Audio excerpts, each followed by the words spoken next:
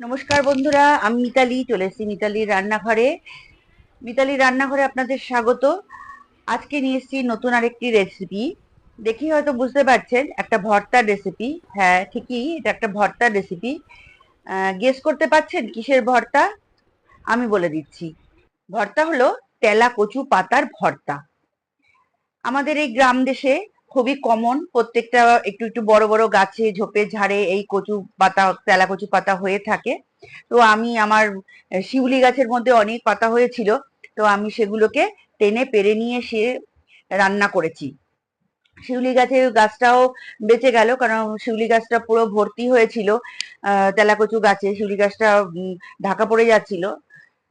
এই যে আমি পাতাগুলো নিয়ে এসেছি, নিয়ে ভালো করে ধুয়ে টুয়ে পরিষ্কার করে ছাড়িয়ে নিয়েছি। এইবার আমি রান্নার প্রসেসে ঢুকবো। প্রথমে একটা কড়াই বসাতে হবে, শুকনো কড়াই। তার মধ্যে এই পাতাগুলোকে দিয়ে দিতে হবে, সুন্দর করে পাতাগুলোকে দিয়ে দিতে হবে। এবার পাতাগুলো দেওয়ার পরে সামান্য একটু নুন ছিটিয়ে এই পাতাগুলোকে সিদ্ধ হতে দিতে হবে।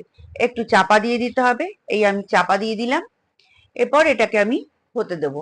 কতগুলো পাতা দিয়েছিলাম, দেখুন পাতাগুলো মজে কিন্তু অনেক কমে গেছে। আরো কমে যাবে, এটা আরেকটু সেদ্ধ হলে পরেই আরেকটু কমে যাবে। এইভাবে কন্টিনিউ সেদ্ধ হতে থাকবে। বন্ধুরা, আমার এই ধরনের রেসিপিগুলো আপনাদের কেমন লাগছে আমাকে অবশ্যই জানাবেন। আমার রেসিপিগুলো যদি আপনাদের ভালো লাগে তাহলে অবশ্যই ছোট করে একটা লাইক করবেন, শেয়ার করবেন, কমেন্টস করবেন। আর আমার চ্যানেলটা যদি সাবস্ক্রাইব করা না থাকে তাহলে অবশ্যই সাবস্ক্রাইব করে নেবেন। কথা বলতে বলতে আমি দিয়ে ফেললাম হলুদ। সামান্য একটু হলুদ দিয়ে আবারও একটু ঢেকে দিয়েছিলাম। দেখুন পাতাটা এবার শুকনো শুকনো হয়ে গেছে। আর বেল আইকনটা যদি ক্লিক করা না থাকে তাহলে অবশ্যই বেল আইকনটা ক্লিক করবেন। যখনই আমি এরকম নতুনত্ব রেসিপি আপলোড করব আপনাদের কাছে চটজলদি পৌঁছে যাবে। এবার আমি নিয়ে নিয়েছি শুকনো একটা কড়াই। কড়াইয়ের মধ্যে দিয়ে দিয়েছি কাঁচা লঙ্কা আর রসুন। এই শুকনো খোলায় রসুন এবং কাঁচা লঙ্কাটা সুন্দর করে একটু পোড়া পোড়া করে ভেজে নিতে হবে। তাতে এই কাঁচা লঙ্কা আর রসুনের স্বাদটা একটু আরো টেস্টি হবে। এরপর আমি দিয়ে দিচ্ছি কালো জিরে। শুকনো লঙ্কা আর রসুন আমার ভাজা হয়ে গেছে। এরপর আমি দিয়ে দিচ্ছি 2 টেবিল চামচ কালো জিরে। বেশি করে এই কালো জিরেটা দিলাম, কালো জিরের স্বাদটা এই যে কোনো বাটার মধ্যে খুব ভালো যায়। তো এই কালো জিরে দিয়ে দিলাম।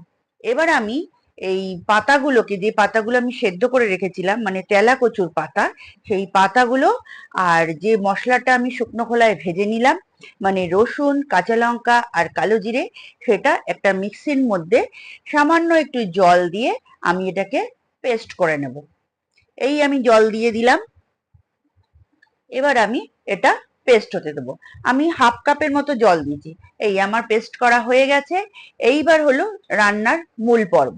রান্নার মূল পর্বে আমি একটা কড়াই বসিয়ে দিয়েছি, তার মধ্যে কিছুটা কালো জিরে ফোড়ন দিয়েছি। আমি বাটায় অনেকটাই কালো জিরে দিয়েছিলাম, কিন্তু ফোড়নেও একটু আমি ব্যবহার করলাম। এবার একটা বড় সাইজের পেঁয়াজ কুচিয়ে এই তেলের মধ্যে দিয়ে দিলাম। পেঁয়াজটাকে বেশ সুন্দর করে লাল লাল করে ভেজে নিতে হবে। এই পেঁয়াজটাকে এবার আমি সুন্দর করে লাল লাল করে ভেজে নিচ্ছি।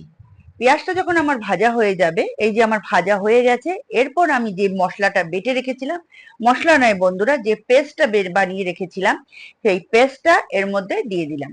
মানে তেলা কচু পাতা, কাঁচা লঙ্কা, রসুন এবং কালো জিরের যে পেস্টটা বানানো হয়েছিল সেটা এর মধ্যে আমি দিয়ে দিলাম।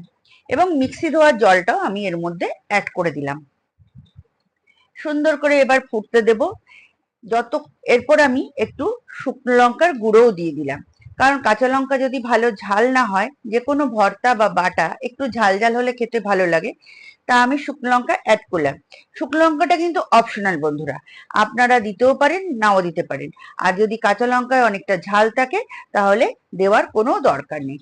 এইভাবে যতক্ষণ না পাতাটা টান টান হয়ে শুকনো শুকনো হয়ে যাবে, আপনাদের এইভাবে রান্না করতে হবে। দেখুন আমার রান্নাটা কিন্তু রেডি টু সার্ভ। আমার এই রেসিপিটা দেখার জন্য আপনাদের অসংখ্য অসংখ্য ধন্যবাদ।